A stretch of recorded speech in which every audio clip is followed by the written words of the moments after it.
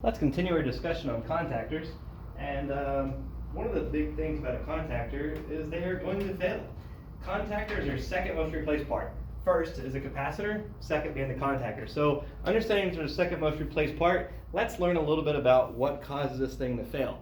And on average, they last about 5 years for a contactor. I know some units now have a 10-year warranty on them, but they just simply wear out over time and normal use. So here's a contactor that's cut open, and this side's missing. Don't know where it's at, but this side here is our point. So our line comes in. This is our contactor. There should be another one over here. What happens is every time this contact comes together, it makes connection here and again here. These are our points, or what we call our contacts. So every time this electromagnet engages, it connects, disconnects, connects, disconnects. So every time you have a call for cooling, it connects. Every time it satisfies, it disconnects. And every time that it connects and disconnects, there's arcing going on.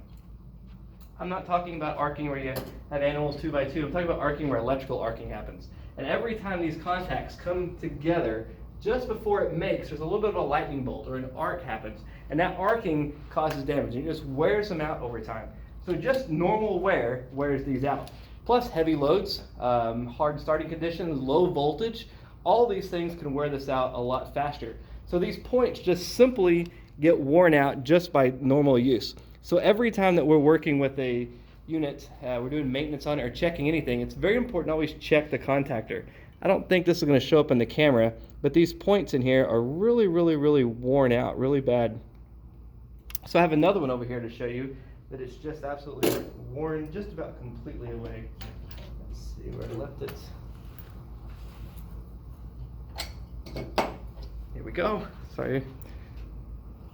This contact, you can see I've taken the points out, but this is what was left of them. They're just completely gone. Now these should be rounded like a button almost, and kind of like brake pads. Over time they just wear out, but this one is worn so bad, completely away, that you can't even see the parts. This is the top section of it. This is what the rounded side should look like, and the other side just burnt completely off. So if we turn it over, we can see the points, and they are just worn completely away. This is really bad. This will a lot of times even weld themselves shut. So what will happen is the condenser fan motor will stay running, and the contactor will stay pulled in. Indoor unit will cycle off, and what will happen is it'll actually freeze up. So let's see if I can get one of these springs out. We don't ever want to take these apart and try to repair and rebuild them. We just simply replace it. The labor factor of this is going to be too much, but it has these little springs, and every time it makes contacts, this pulls in and it releases. So if we pop this spring off, there it goes. That spring will hop out into the yard. I had a lady that I was trying to help.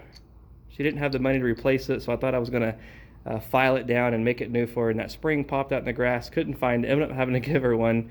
But this is what the contacts look like when they're new, and here's this side when they're new. They have a nice little coating on them, and this pulls in and makes an arc each time, so it just wears out. Trying to repair these or clean these up, it just really doesn't work. So just over time, they will wear themselves out. If you've ever noticed at night, when you turn a light switch on or off, you may or may not have seen a little spark inside there, and that's the same thing. It just wears out over time. So normal use, the thing is going to wear out. It's very important for us to check this very frequently. Next thing is bugs, spiders, and beetles. And I'm not talking about the beetles that make good music. We're talking about little bugs. And these little black beetles will get up inside of these points up in here. They'll crawl up in there, and when the contactor closes, their bodies prevent this contact from connecting to this side of the switch. So what happens is you never get the voltage that you need to the unit. It never starts up. And so that's pretty easy to take care of. You can usually lift this up and you can pull that little beetle out and it's fine. Spiders, on the other hand, can be a little different story. Sometimes when spiders get in there and they get crushed, their bodies will start to put a little bit of acid on there and it starts eating that away, or they gum it up and you have to replace it. The little black beetles are pretty much the easiest one. You can pop them out and you're good to go. A lot of the contactors now are coming with nice little protective covers on them, and this protective cover allows that keeps the majority of that out. It's not going to keep all of them out, but it will keep a lot of those out. So it is quite nice. I do see though a problem that when people do maintenance, this one, somebody took the 2 screws out here, and when they did, they never put the cover back on. So it leaves it exposed. So when you take this off, the cover off, to look at it, to see what it looks like You can use like a little mirror. You can look up inside those points. Be sure and put that cover back on to protect it from those things. Now on that same point, let's talk about fire ants. Fire ants is another story. Fire ants, what they do is they're attracted to the electricity. I've heard it being the vibrations, I've heard it being the heat of electricity, I've heard it being the frequency. I'm not sure exactly what it is, but I do know that fire ants definitely love contactors. And what happens, they get up inside of here and it has a call for cooling, electromagnetic comes on and it crushes them and kills them. I'm not a bug expert, but what I've been told is that when a fire ant dies, it puts out a type of pheromone. So then its buddies come to its rescue, they get up in there, and this closes and crushes them. And then it closes and crushes the next set, and the next set. And the next thing you know, this whole entire thing will be gummed up with dying fire ants. They're just crawling around each other and gummed up, and it's just a horrible, horrible mess. And I've seen many people try many times, myself included, to clean the fire ants out of here, and it's almost always a fail. If you have fire ants in a contactor, you need to replace the contactor for a few points. They're so small, they get all up in all these moving parts, they gum it up, and those pheromones, if that's true, they keep bringing more back. And from my experience, I believe that to be true, because if you don't get that out, they just keep coming back into it. So it's a big issue. So if you have fire ants, replace this contactor, because you're gonna be back in a week or 2 weeks, a month later to replace it anyways. Replace the contactor. Now some solutions for that is you can add a spray called JS685, and it's a dielectric bug spray, and it lasts up to 7 months depending on the conditions. Now this bug spray works really, really great. You have your new contactor and you spray the spray around it. Do not spray the actual contactor itself because it can cause problems with the points. I mean, you can spray right across to the edges, make just a barrier around it, spray other places around there, but not on anything electrical. This JS685 is really good at deterring those bugs from getting back. It almost makes like a barrier from the cross. So I put a new contactor in, use this spray it around there, and it prevents those fire ants from coming in. At least gives you some time for that homeowner to start treating it. It's very important you inform the homeowner so they can start treating these fire ants in the whole entire area so they don't get back up into this contactor. If it gets in this contactor, it's probably getting to other electrical connections as well in their house that they may not even know about. Now, while we're on this topic, I take this JS685 and I spray this around it. But what I want to make sure I do is I do not charge the customer for this. It's included with the price of the new contactor. I take the spray, I spray it around, make the barrier, and it's good. If we charge for this, that becomes a pesticide service. So you can actually be sued for that by adding or selling pesticides or pesticide services. And so what I do is I just include it as part of a maintenance. I'm not doing anything with pesticides. It was actually a bug person that informed me about this spray and how it works so great, and I really do like it. Another solution is a part called an Emerson Sure Switch. They've designed a contactor that doesn't have moving parts in it. What it actually does is when we have the sine wave from positive to negative, this point right here is 0 volts, 0 volts, 0 volts, 0 volts, 0 volts. Our contacts usually engage somewhere over here or down here, and that's where the arcing happens.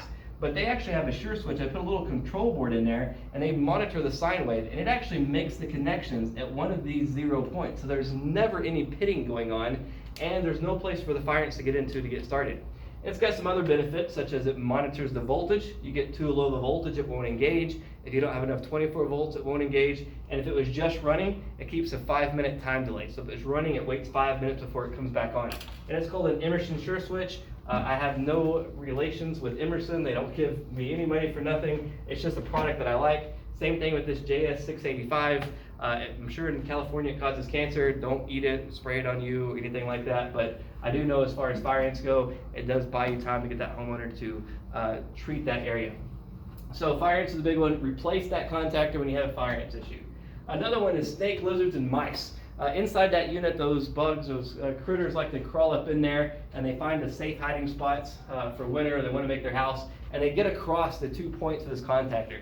So they cross line 1 and line 2. They get a nice little zap, and it just kills them pretty quick. Now sometimes their guts and their blood will start bleeding down inside of here, and it will corrode these connections. So if you have that issue with the mice in there, I have in the past pulled them off with pliers. Make sure you shut the power off. Pull them off with pliers. Don't touch a dead mice because they carry a lot of different types of diseases. I'm not talking about the ones that are pets. I had one student that was very upset. He was upset that I classified all mice as bad. I'm talking about mice in a unit. Protect yourself, wear gloves, shut the power off, pull it off. I have pulled mice off before and the contactor still did work, but it's a great habit to get into, that if you have a bad contactor or a contactor that's shorted out with the mice, replace it so you don't have to worry about it, right? Another one is water damage. If you've been into a flood zone, that water gets up in here and that water starts corroding these connections, and it won't happen right away. What will happen is it'll start eating away these points. So as these points come together, you have a voltage drop across here. That voltage drop across here is actually burning out the condenser fan motor and burning out the compressor. So make sure if you had a situation where it's flooding, that you replace this contactor. Never leave one, and the contactor or the outside unit will be where it's most likely to get damaged. So very important. Also, if you have a wet environment, a lot of humidity, these will sometimes wear a little bit more just from all the corrosion happening with that moisture. And debris, you can end up with a very dusty area. Sometimes the farming communities, there's lots and lots of dust out here in Vegas where the wind blows and big dust storms come. If that unit's not closed up properly, you end up with dust and debris that gets in there, and that increases the arcing effect that's happening. And one of the biggest reasons, to save the best for last, is this right, improper electrical connection. This is one of the biggest causes of these contactors to fail, other than just simply normal use. And what happens is a guy installs it, they get into a hurry, they put it in, and they don't think about it. Or somebody's doing maintenance and they don't ever check these connections. Some of these houses have aluminum wiring, and that aluminum expands and contracts, and it's very important that we tighten those connections up all the time. So when it comes to connections, there's a few options that we have. A lot of units will have connections just like this right here, and we just have the screw fittings in here, and then we got the stake-on, slip-on male terminals. On the compressor, it's a good idea to have the compressor come straight here. And I have some guys I've worked with, and they'll replace with what you call a spade connection, and they crimp that on, and then you loosen this. And as we loosen this screw, they slide the spade connection, it fits in both sides, and they tighten that back down. You have to make sure that's a very tight connection. But what a lot of these do, especially connections like this, you'll get somebody and they'll stick the wire in just one side of this. Well, the problem is when I slip wire in just one side, as the screw tightens up, it becomes at a sharp angle and it damages it. It doesn't get a good electrical connection. If we don't have a good electrical connection, it overheats and it will actually melt. I've seen it where it melts us out completely. It actually happened to one of my boss's houses just a few weeks ago down in Phoenix. So it's very important that we do this correct. So to do it correct, we have a few little things to do. One, if we have stranded wire. This is stranded wire. We have multiple strands of wire. What we need to do is strip this back farther because it's not stripped enough. But what we can do is take this and separate these strands. Let's go ahead and do that right now. So I'm going to strip a little bit more wire back. Plenty to work with.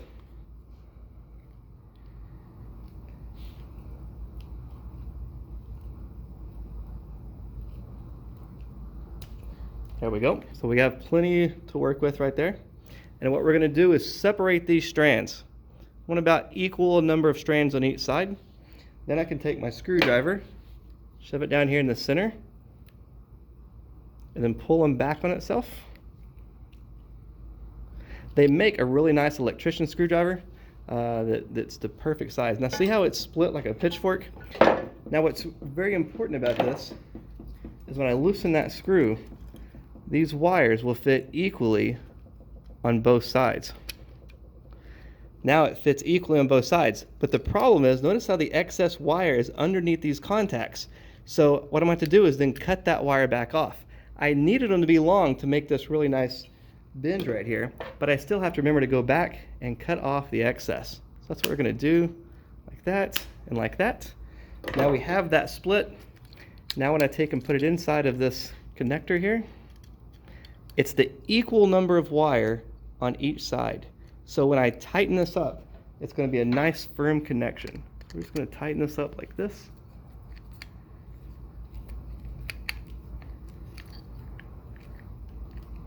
All right, so now it's good and tight. I can pull on this wire, it does not come out, and it's a great electrical connection. The bolt or the screw on there is nice and equal. That's what we want. So always split those wires.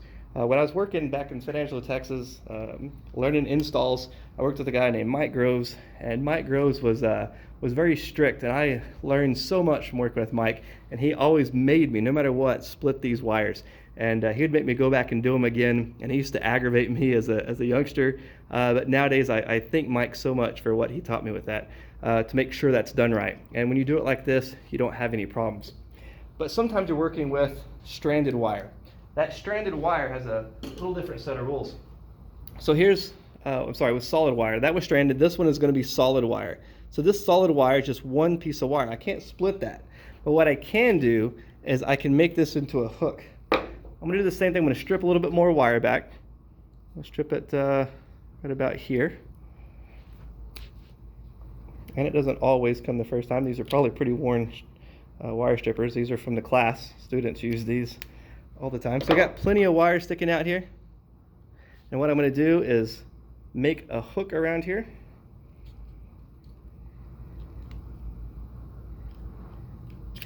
And they make a nice little electrician screwdriver.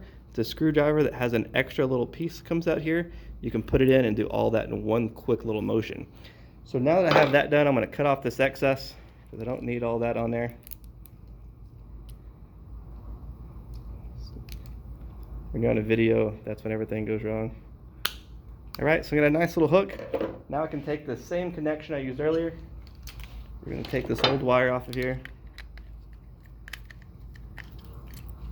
And we're going to take this hook. We're going to unscrew this completely. I don't know if you can see this or not in the video. I'm going to take and put this screw right there. Now it's hitting both sides equally. I can put this screw right back in.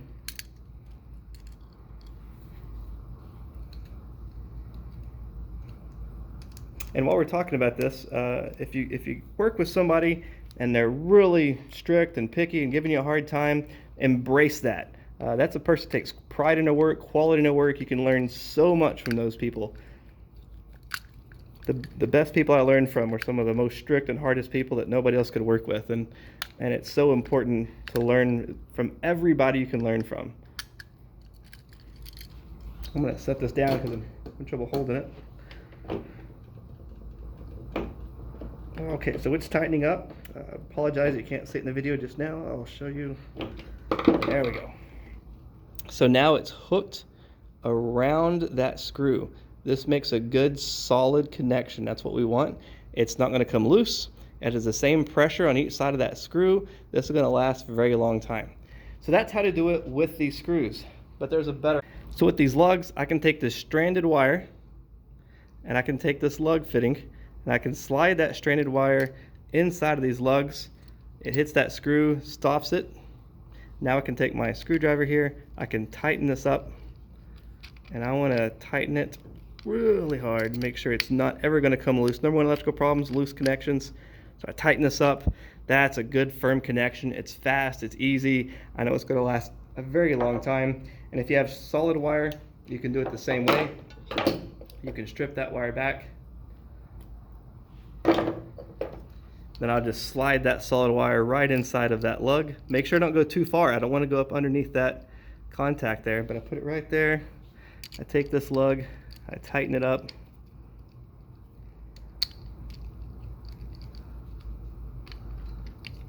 Just like this. Now it's a solid wire. It's in there firm. You cannot pull it out. I've always had students to get mad at me because when they get done practicing their wiring, I'll go and move my hands all over the wires and tug on them. And they say, you're pulling my wires off. And I say, no, if you can pull a wire off, it wasn't done correct. If the wire ain't tight, the wire ain't right. Make sure these connections are good and they're tight. If you're reusing old slip-on, stake-on female connectors here, you want to make sure they're tight. You should be able to pull on them, tug on them, and they don't come off. If they slip off of here, it's better to happen while you're there than it happening a week or a month later and you're having to call back and then having to replace this part because it overheats. So make sure those connections are good. I've seen it where it just melts off the whole side of a contactor because somebody left a loose connection. Happens all the time, and it's a very simple thing to do, and it should never be a problem. So these are the things about a contactor. Time, bugs, spiders, beetles, fire ants, replace, use a spray, snake, lizards, mice, to your discretion, it's still better to replace. Water damage, always replace. Improper electrical connections, don't save it, replace it, and try not to, don't take them apart and try to fix them. It's just, unless it's that one little beetle, don't try fixing those. And you should be good to go.